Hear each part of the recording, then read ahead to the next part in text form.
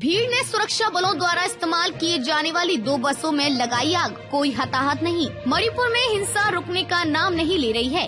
Cookie और मैतेई समुदाय के बीच लगातार हिंसा बढ़ रही है। वहीं अब मणिपुर के कांगपोकपी जिले में भीड़ ने कर्मियों को ले जाने के लिए सुरक्षा बलों द्वारा इस्तेमाल किए जाने वाली 2 बसों में आग लगा दी।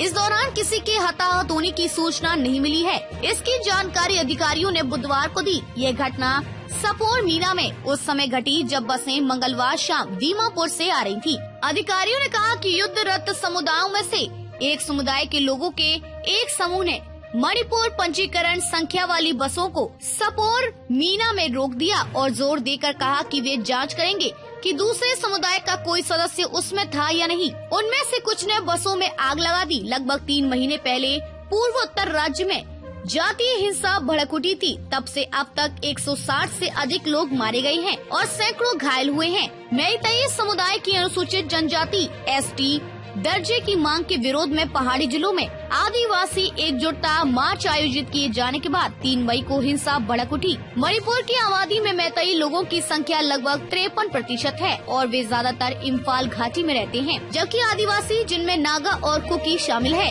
40% है और मुख्य रूप से पहाड़ी जिलों में रहते हैं।